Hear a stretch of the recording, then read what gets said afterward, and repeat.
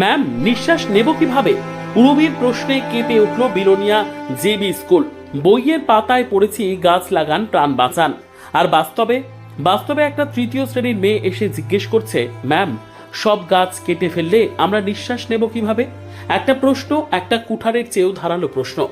আজকের গল্প বিলোনিয়ার। গল্পটা স্মৃতির স্কুল আর হারিয়ে যাওয়া সবুজের। বিলোনিয়া যোগমায়া কালীবাড়ি লাগোয়া জেবি স্কুল, একসময় যার নাম ছিল মডেল স্কুল।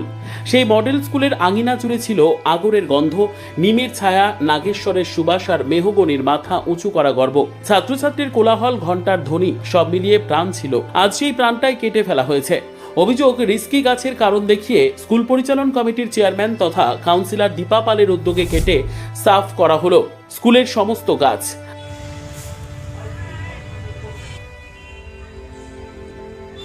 বন দপ্তরের লোক এসে কুঠার চালালো, পড়ে রইল শুধু গুড়ি আর ধুলো। স্কুলের বাতাবরণ এখন ধুধু মরুভূমি। নাম কি? পূরবী দাস। কোন ক্লাসে পড়ো? 3 তে। 3 তে পড়ো? কোন স্কুলে?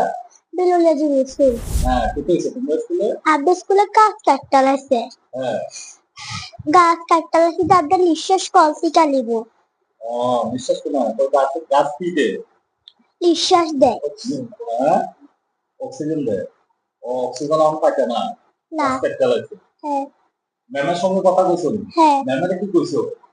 ম্যামে কইছে, "ব্যাগ গাছটি কাটতে লাগছে কি লাগা?" হ্যাঁ, তারপরে ম্যাম, সব গাছ কেটে ফেলছো যে, আমরা নিঃশ্বাস কিভাবে নেব?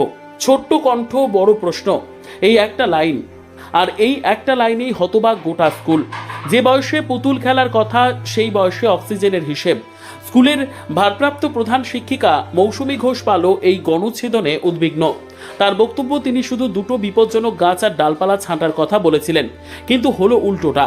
আমি বলিনি সব গাছ কাটতে, আমি বলেছিলাম দুটো গাছের কথা, বাকিগুলোর ডাল ছেঁটে দেওয়ার কথা, কিন্তু এসে সব কেটে দিল।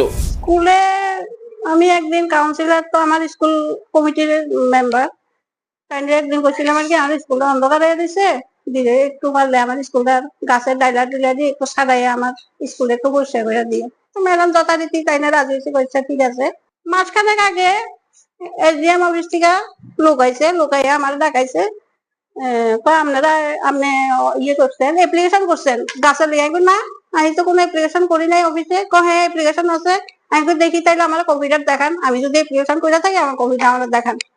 তো তারা অ্যাপ্লিকেশনটা আনছে না, এবার বলতে হোয়াটসঅ্যাপে বা যেমনি আনছে, আনার পর দেখতে আসছে যে এটার মধ্যে অ্যাপ্লিকেশন করছে হচ্ছে দীপা ভৌমিক, কাউন্সিলর।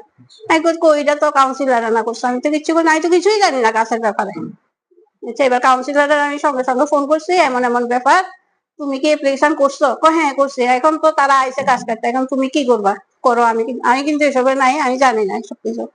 আইসে যথারীতি আইসে বলে তাই নিয়ে মেজারমেন্ট দিছে, কোন কোন গাছ কাটবো, কি আসবে বিষয় সব তাই নিয়ে কইছে। আমি শুধু কইছি যে আমার ঘরের সামনে একটা নিম গাছ মরে গেছে গা, রুমের উপরে বসছে, এই গাছটা যদি কাটবা, এই গাছটা গোড়া দিয়ে কাটবা, আর জাম গাছটা বোঝা যাবে যে কোনো মুহূর্তে। এই দুইটা গাছ গোড়া সহ কাটবেন, আর বাদ বাকি যত গাছ আছে, হ্যাঁ যেগুলি রিক্স, ফোলাবাইন যায় বা ফোলাবাইন ওই ভুতি জাম গাছ, ফোলাবাইন গাছের উপর উঠে, এই দুইটা তুমি কাটাই দাও গোড়া সহ, আর বাদ বাকি যা আছে সব তুমি ডাইলা দিয়ে কোথাও ছাড়াই দিবা। আচ্ছা ঠিক আছে। এইভাবে তারা মেজারমেন্ট নিছে। নিশ্চয় খারাপ হয়েছে। আমার টুতের বাচ্চা কইতাছে বদিন ম্যাম তুমি সব গাছ কাটতে লাইছো, আমরা এখন অক্সিজেন করতে আনিবো। আমার টুতের বাচ্চা আমার এইটা পছন্দ করছে, যেহেতু অনেক পুরনো গাছ, পুরনো। হ্যাঁ, আমরা অক্সিজেন করতে পাবো। এইদিকে মহকুমা শাসকের সাথে মোবাইল ফোনে যোগাযোগ করা হলে বক্তব্য ভিন্ন। মহকুমা শাসকের কথায়, কাউন্সিলরের রিকুইজিশন লেটার পেয়ে ফরেস্ট দপ্তরের সঙ্গে কথা বলে গাছ কাটা হয়েছে।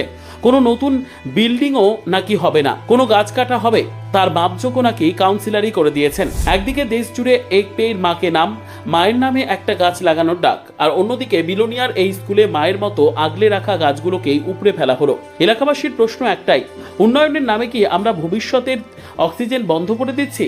তৃতীয় শ্রেণীর পূরবী দাস বইয়ে না পড়েই বুঝে গেছে পরিবেশের পাঠ, আর আমরা ফাইলে সই করেই ভুলে গেলাম সেই পাঠ। গাছ কাটা হলো, কিন্তু প্রশ্নটা থেকে গেল, আমরা নিঃশ্বাস নেব কিভাবে? নিজস্ব প্রতিনিধির রিপোর্ট, দুরন্ত টিভি।